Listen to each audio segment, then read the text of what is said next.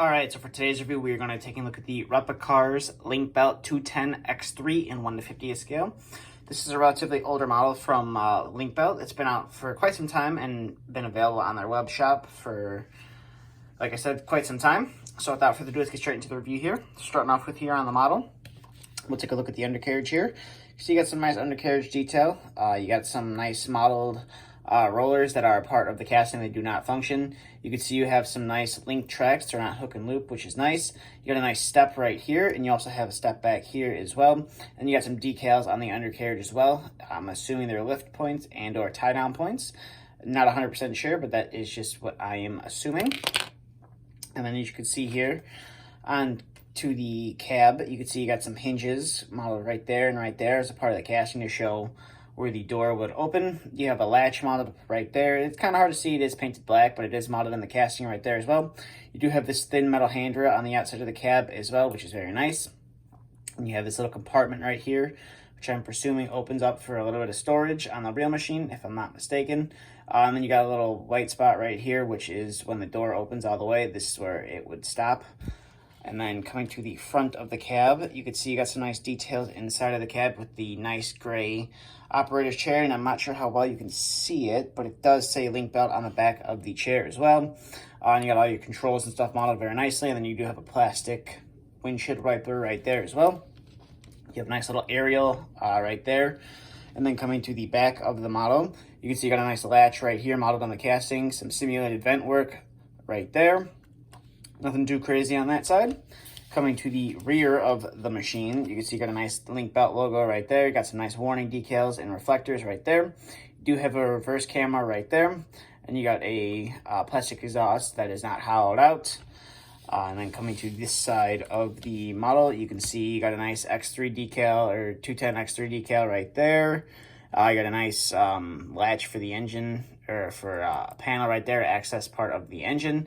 And you got some simulated mesh work right there as well.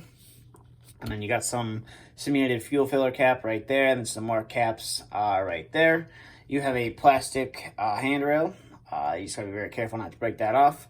And the paint match is pretty good. It's kind of hard to tell that it is plastic, but it is. But the color match is done real well. And then coming to the top of the machine, you got some nice hydraulic details in your swing motor area. You got some simulated diamond plate coming up the steps. As you can see right there, your hood is plastic that covers the engine, and we'll get to that in a second.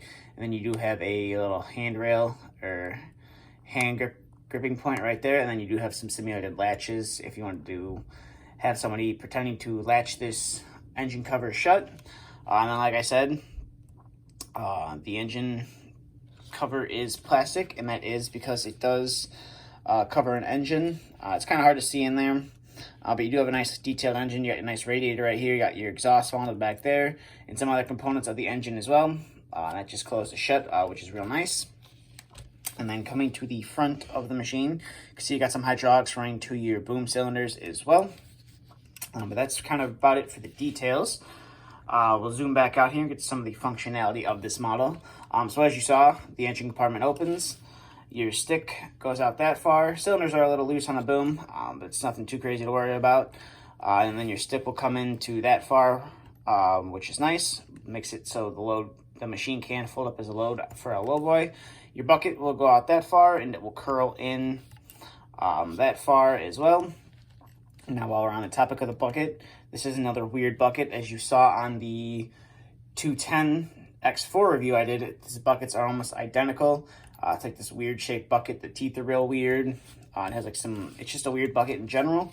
But one thing about all the Link-Belt models made by Replicars is they do have these little nuts and bolts that you can remove the bucket off of.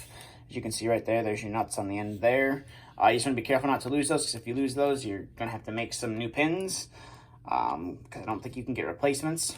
You can see you got some armored hoses right there, running to some hard lines on your cylinder as well. You got a nice light up here on your boom, and then the boom will go up this far. As you can see, that's as high as it will go up, and then it will dig down to about there, which is pretty nice. So if you wanted to have this digging some sort of foundation or loading some high-sided dump trucks, you can do that with no problem. But like I said, boom cylinders on my particular model are just a little bit loose. Doesn't really bother me because it's just going to sit on the shelf anyways, and it's just there for me to admire and take pictures of. I'm not really putting it in dioramas and stuff like that. Now, one thing with this model is it comes with a little bag of parts that has like some mirrors and stuff in it. I just didn't want to attach those to the model because knowing my luck, I'd attach them and they'd fall off and I'd lose them. So I just decided to leave those in the box. But that's really going to do it for this review for the Link-Belt 210 X3. This model retails for about $70, and for the money, I think it's well worth it. You get a great amount of detail for the price, since that's about the price of about a 20-ton machine from Diecast Masters. And I just feel like this is a lot more detailed than Diecast Masters models. So that's just my opinion. But that decision's up to you if you want to add a Link-Belt to your collection or a cat to your collection. But I could recommend adding this model to your collection. It does look good. You can choose from this model or the previous review, the X4 model as well. But that's going to do it for this video. So thank you for watching. If you're new to the channel and you're not subscribed, please feel free to hit the subscribe button. I try to upload new videos every week. And just try to get some new content out there. Thank you for watching, and stay tuned for the next video to be uploaded.